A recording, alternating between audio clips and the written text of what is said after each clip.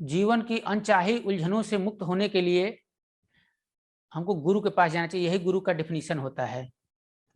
जब हमारे पास जीवन में समस्याएं हैं, उसका अंत न दिख रहा हो, तो गुरु के पास जाना चाहिए। कैसे? जैसे समुद्र में व्यक्ति डूब रहा हो तो किस प्रकार वो, अगर कोई बोट दिख जाए तो उसको प्राण आ जाए और बोट का शरण लेना चाहेगा, उसी प्रकार से व्यक्ति को भगवान का शरण लेना चाहिए। जब उसको ओर छोर न दिखे, समुद्र में बीच में डूब रहा व्यक्ति, उसको कुछ किनारा ही नहीं दिखता है, तो ये वैसे ही भगवान का आश्रय लेना चाहिए, गुरु का आश्रय लेना चाहिए।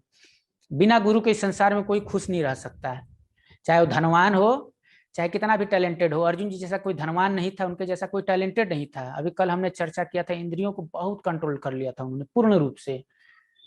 रंभा जी ने सामने से ऑफर किया था कि आप मेरे साथ आनंद भोग कीजिए, लेकिन अर्जुन जी ने मना कर दिया। ऐसा टैलेंटेड व्यक्ति, इतना कंट्रोल्ड व्यक्ति, और तीर तो क्या चलाते थे, इनके जैसा कोई तीरंदाज नहीं था। सबसे बड़े सेनापति महाभारत के उभर के आए, ये आज दुखी हैं। तो व्यक्ति कितना भी मटेरियली टैलेंटेड हो और धनवान हो, शक्तिमान हो, कुछ भी हो, लेकिन अपनी समस्याएं जब आएंगी तो सॉल्व नहीं कर पाएगा, गुरु के पास जाना पड़ेगा। दो प्रकार के व्यक्ति होते हैं, एक होता है कृपण, दूसरा होता है ब्राह्मण। आप जानते हैं कृपण साधारण भाषा में बोलते हैं जिसके पास धन होता है लेकिन उसको यूज नहीं करता। आध्यात्मिक दृष्टि से जब व्यक्ति के पास कुछ हो लेकिन उसको सही दृष्टि से, सही तरीके से यूज न करे, उसको कृपण बोलते हैं। और जो सही तरीके से उसको यूज कर लेता है उसको ब्राह्मण कहते हैं। जैसे जैसे हमारे जीवन में बहुत सारी समस्याएं हैं, लेकिन उस व्यक्ति को समस्याओं को न समझे, वो कृपण है या कंजूस है।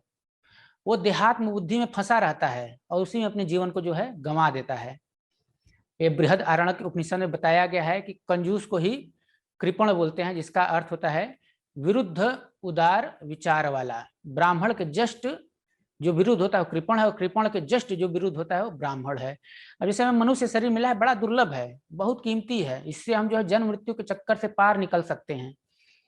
लेकिन व्यक्ति इसका महत्व न समझे, इसका कीमत न समझे मनुष्य जीवन का, और इसको केवल जीव जंतुओं की तरह, बाकी जीव जंतु भी खाने सोने में अपना जीवन गंवा देते हैं, मनुष्य भी उसमें अगर अपना समय गंवा दे तो कृपण है। यानी उसके पास कितना कीमती धन है मनुष्य शरीर, उससे वो क्या नहीं खरीद सकता, भगवान को खरीद सकता है, बैकुंठ खरीद सकता है।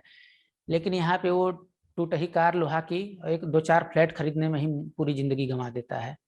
और वो भी किस लिए? कि चार कार्य कर सके, खाना खा सके, सो सके, मीटिंग कर सके, यानी संबंध अपोजिट जेंडर से बना सके, और यह सब कार्य करने के लिए पूरी जिंदगी संघर्ष करता है। ये चार कार्य में ही पूरा व्यक्ति जो है जीवन गंवा देता है। ये जानवर भी करते हैं।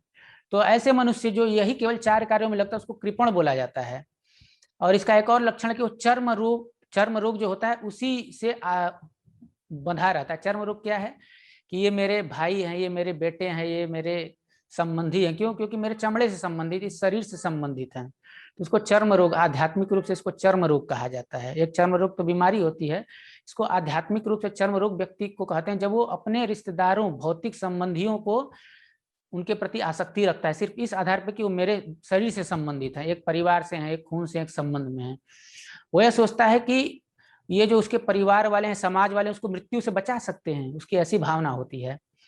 ये चर्म रोग से पीड़ित व्यक्ति का, कृपण बुद्धि वाले व्यक्ति की लक्षण है। वो आत्म साक्षात्कार को जानता नहीं कि क्या है मेरे मनुष्य जीवन का उद्देश्य, क्या उसको जानता नहीं, और कुकर सुकर की भांति संसार में अपना जीवन जीता है और उसी तरीके से शरीर त्याग कर चला जाता है। ब्राह्मण जो है इसका जस्ट अपोजिट होता है। वही शरीर में जितनी भी समस्याएं होती हैं इस संसार में, उसको हल करने में लगा रहता है, वो होता है ब्राह्मण, जस्ट अपोजिट कृपण का।